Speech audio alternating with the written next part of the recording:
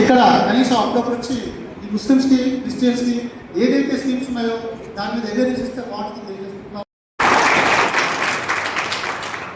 And ఈరోజు ఇంత మంచి తక్కువ టైంలో ఆర్గనైజ్ చేశారు, చాలా చక్కగా టీం అంతా కూడా.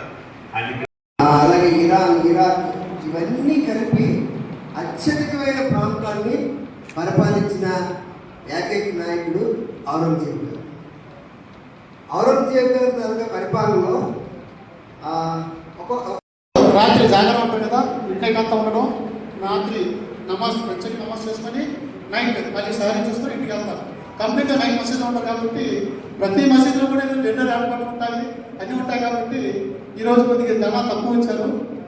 తెలియక మనం చాలా వాడుకోలేకపోతున్నాం. మరి ఈ సంవత్సరం కూడా బడ్జెట్లో 5,000 కోట్లు మైనారిటీస్కి కేటాయించడం ఎంతో ఆహ్వానించదగ్గ విషయం. వీళ్ళరా కొన్ని విషయాలు నేను మాట్లాడాలని మేము भाई और बहनों को भी मेरा रमजान का शुभकामनाएं।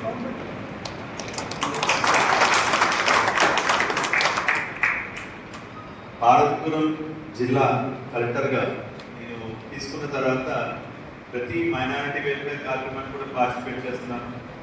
అండ్ జాన్ గారు అన్ని కార్యక్రమాలు కూడా చాలా బాగా చేశారు. అని ఈ నెలాఖరు రిటైర్ అయిపోతున్నారు. అండ్ చివరి ప్రోగ్రామ్ ఇది మన భారతపురం జిల్లాలో అయిన తరఫు నుంచి. సో ఇక్కడికి విజిట్ చేసినటువంటి ముస్లిం సోదరి సోదరులందరికీ కూడా నమస్కారం. అండ్ స్టేజ్ మీద ఉన్న పెద్దలందరికీ కూడా నమస్కారం. సో భారతదేశం ఒక యూనిక్, అంటే ఎన్నో మతాలు, ఎన్నో భాషలు, ఎన్నో సంప్రదాయాలకి ప్రత్యేక యూనిటీ ఉంటుంది మన భారతదేశంలో. అండ్ ముఖ్యంగా అన్ని మతాల వాళ్ళు కూడా సౌభ్రాతృత్వంతో, సోదరభావంతో మనం అందరం కూడా ఇక్కడ ఉంటున్నాం. అందరూ వారి యొక్క పండుగలు కానీ, వారి సంప్రదాయాల ప్రకారంగా వాళ్ళ ఆచారాలు కానీ స్వేచ్ఛగా చేసుకోవచ్చు.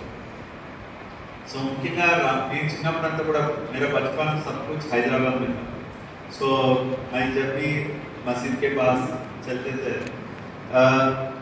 जो लोग मस्जिद से बाहर आते ना, तब सब लोग वहाँ के छोटे छोटे आदमी को रोटी देना, कपड़ा देना, అంటే అది చూడటానికి ఎంత బాగుంటుందంటే వాళ్ళు అంటే మంచి హెల్పింగ్ నేచర్. అంటే ఎంత డబ్బు ఉన్నవాడైనా సరే రంజాన్ మాసంలో చక్కగా తన ప్రతి ఒక్క వారిని కూడా, అంటే ఆస్తి ఒకటే కాదు, హోదా ఒకటే కాదు, సహనం మరియు మనకి దయ అనేది ఉండాలనేది మనకి ఖురాన్ చెప్తుంది. సో ఆ రకంగా ప్రతి ఒక్కరికి కూడా సహాయం చేయాలి, సోదరభావంతో ఉండాలనేది మనకి రంజాన్ నెల మనందరికీ కూడా తెలియజేస్తుంది.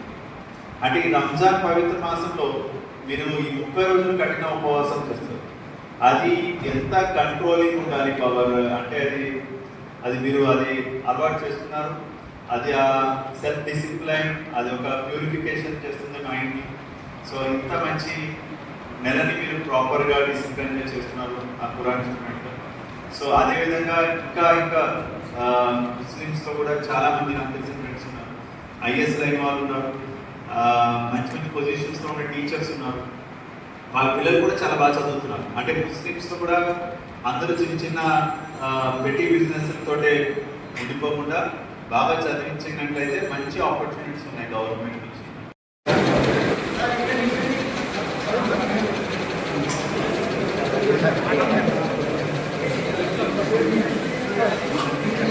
నేను చేస్తాను సార్.